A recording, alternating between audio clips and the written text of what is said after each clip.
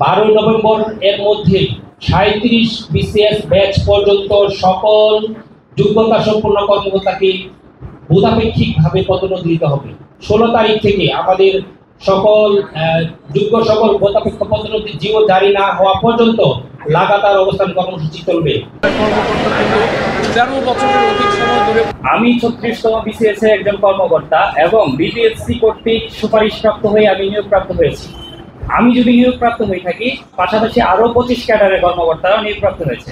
তারা যদি 2023 সালে প্রমোশন পেয়ে থাকে, আমি কোন যোগ্যতা বলে 2025 সালে প্রমোশন পাচ্ছি না? যে বর্তমানে 32 থেকে 37তম বিসিএস বেস পর্যন্ত যে সকল কর্মকর্তাবৃন্দ পদোন্নতি যোগ্য এবং যে সকল যোগ্যতা তারা অর্জন করেছে, এবং একটা জোর দাবি জানাচ্ছি, অবশ্যই 37তম বিসিএস বেস পর্যন্ত সকল কর্মকর্তাকে প্রভাষক থেকে সহকারী অধ্যাপক পদে পদোন্নতি নিশ্চিত করতে হবে। আশঙ্কিত হয়েছিলাম হয়তোবা শিক্ষার ক্ষেত্রে একটা বিপ্লব আসবে। আমরা জানি শিক্ষা জাতির মেরুদণ্ড, কিন্তু আপনি দেখেন আমরা একটা কম্পিটিটিভ পরীক্ষার মাধ্যমে বিসিএস জয়েন করি, এখানে 27টি ক্যাডার, সকল ক্যাডার 5 বছর পূর্তিতে 6ষ্ঠ গ্রেডে চলে যায়। কিন্তু একমাত্র শিক্ষা এবং স্বাস্থ্য, যেটা একটা দেশের জন্য সবচেয়ে গুরুত্বপূর্ণ, এই দুটো সেক্টরকে তারা বঞ্চিত করে রাখা হয়েছে।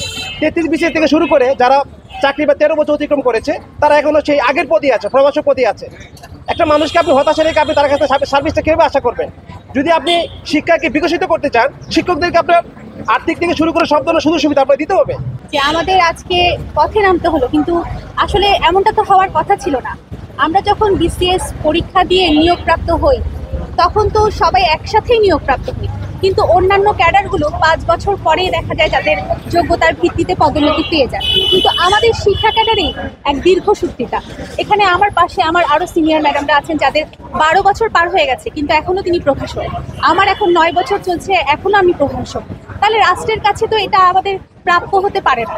আমাদের দাবি, আমাদের যারা যোগ্যতম আছে তাদের সবাইকে তাদের যোগ্যতার ভিত্তিতে যেন পদোন্নতি দেওয়া হয়।